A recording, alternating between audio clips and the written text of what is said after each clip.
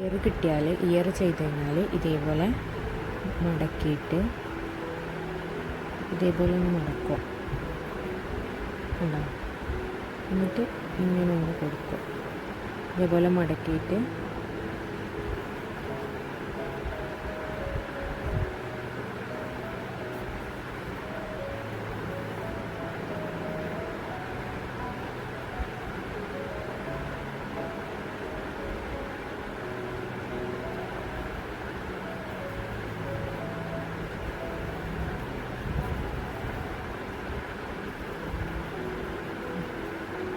ഒരിതായിട്ട് കിട്ടുന്നുണ്ടോ?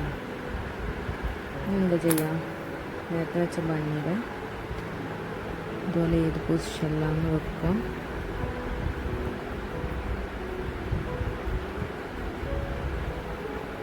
To to three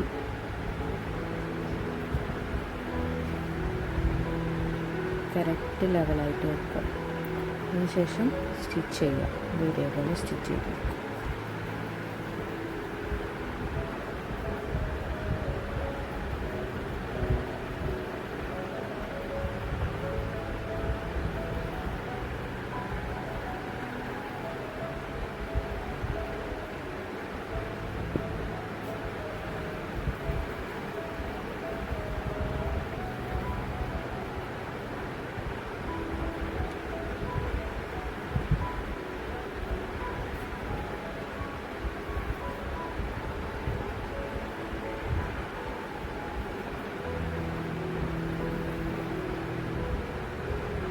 ഹെഡിൽ നിന്ന് stitch എടുക്കുക. കുറച്ച്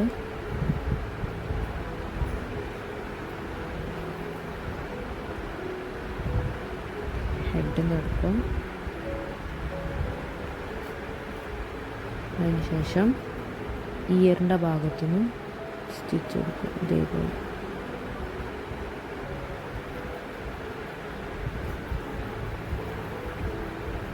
ഇതേപോലെ കണ്ടിന്യൂസ് ആയിട്ട് ഇങ്ങനെ റൗണ്ടായിട്ട് സ്റ്റിച്ച് ചെയ്യുക.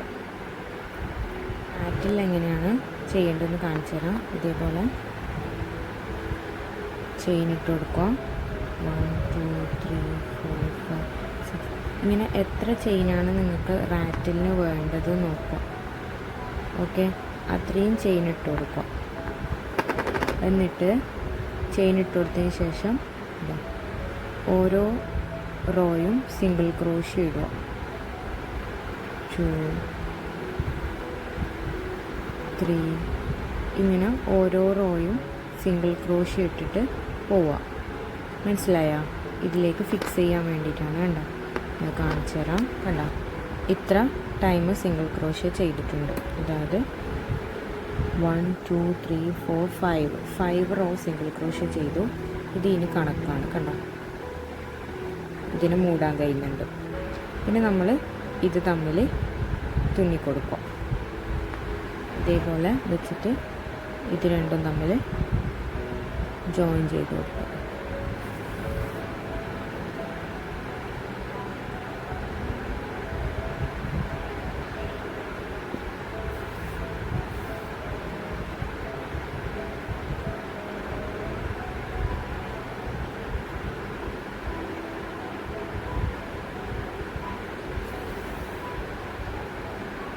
ഇതേപോലെ സൂചി നൂലും വെച്ചിട്ട് കംപ്ലീറ്റ് ജോയിൻ ചെയ്ത് കൊടുക്കും.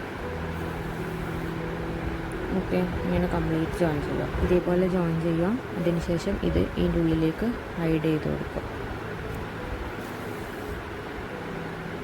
ഇയാണ് ഇതിൻ്റെ ഉള്ളിലേക്ക് ഹൈഡ് ചെയ്ത് കൊടുത്താൽ മതി.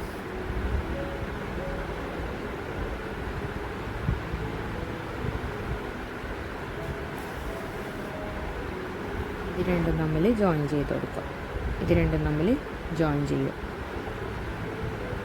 ഇതേപോലെ സെൻറ്റർ നോക്കിയിട്ട് ഇതിൽ നിന്ന് ഇതേപോലെ എടുക്കുക, ഇവിടുന്ന് എടുക്കുക. അങ്ങനെ ഇത് തമ്മിലും ജോയിൻ ചെയ്ത് കൊടുക്കുക.